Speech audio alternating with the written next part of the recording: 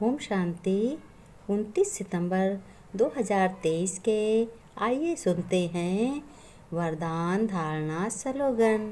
शिव बाबा परमपिता परमात्मा ने कहा, मेरे प्यारे बच्चों, तुम्हें रूहानी पंडा बनकर सच्ची यात्रा करनी और करानी है। सच्ची यात्रा माने आत्मा की यात्रा, रूहानी यात्रा। जैसे हम इस स्थूल वतन में रहते हैं तो हम आकाश के ऊपर हमारा मन बुद्धि जाता है। कहाँ जाता है? सूक्ष्म वतन में। वो हमारी सच्ची यात्रा है। फिर सूर्य चांद सितारों के बाद में फिर क्या जाता है? फिर ऊपर परमधाम में हमारी मन बुद्धि जाती है, जहाँ हम आत्माओं का घर है, जहाँ कहते हैं निर्माण धाम, शांति धाम, जहाँ आत्माएं अंडे मिसल स्टार जैसी रहती हैं। वो हमारा मूल वतन है। शांति धाम है, कई नाम हैं। परम धाम है, जहाँ हमारे परमपिता परमात्मा शिव बाबा रहते हैं। तो तुम्हें सच्ची यात्रा करना है मन बुद्धि से। कैसे करना? यहाँ से स्थूल वतन से मन बुद्धि से अपने सूर्य के उस पार जाएंगे। क्या होगा? सूक्ष्म वतन। सूक्ष्म वतन में फरिश्ते रहते हैं और देवताएं रहते हैं, देवता रहते हैं। फिर बाद में हम अपने शांति धाम को याद करेंगे। तो शिव बाबा ने कहा, तुम्हें बच्चों सच्ची सेवा करनी है और सच्ची यात्रा करनी है। इस यात्रा में कोई भी पैसा नहीं लगता, न थकान आती है, न कहीं पैरों से चलना जाता है।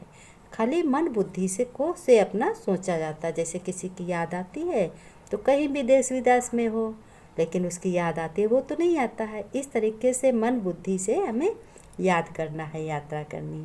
बुद्धि योग की बहुत बहुत संभाल बच्चों करनी है। और बाबा ने क्या कहा? देखो, अपने ऊपर बहुत खबरदारी रखनी है। खबरदारी न माने अपने ऊपर ज़्यादा रखनी है हमको।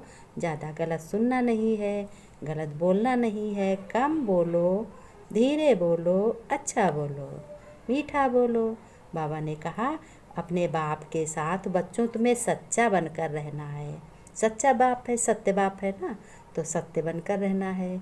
अपने बाप से कोई भी बात छिपानी नहीं है। बच्चों, कर्मातीत बनने का पुरुषार्थ भी तुम्हें करना है।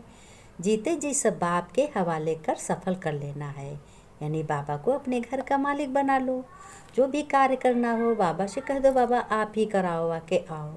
हर कार्य में तुम्हें सफलता मिलेगी और आगे तुम बढ़ते जाओगे।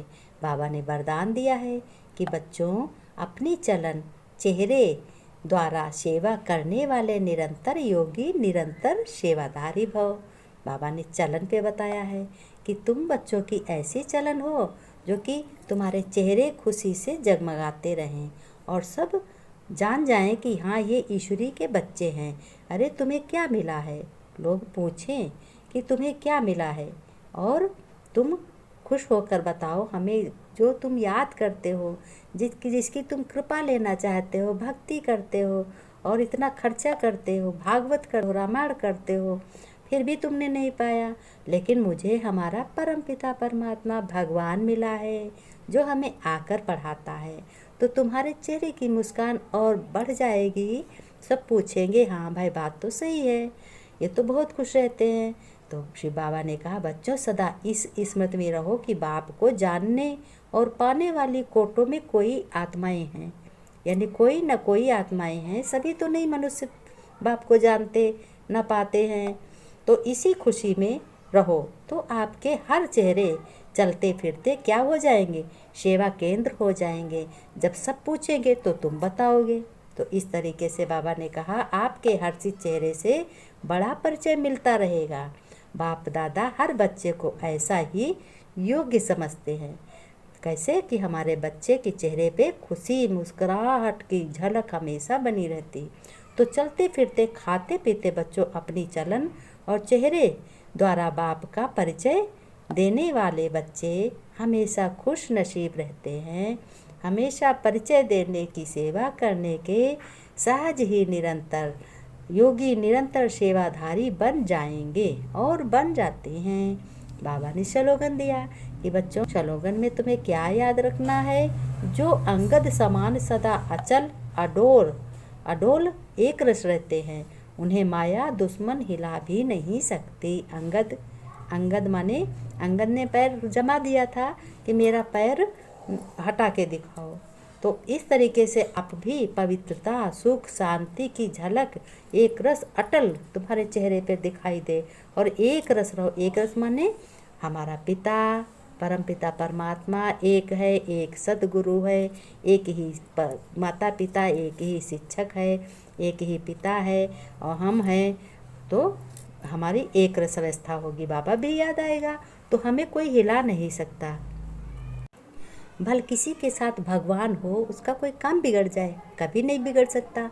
उसकी तो चेहरे की मुस्कुराहट बदल जाएगी, इसके साथ भगवान है। तुम बच्चों का क्या कहना, तुम्हारे साथ तो हर बात बाप परम पिता परमात्मा साथ में है, तुम्हें चिंता करने की कोई बात नहीं। प्यारे बच्चों, मीठे बच्चों,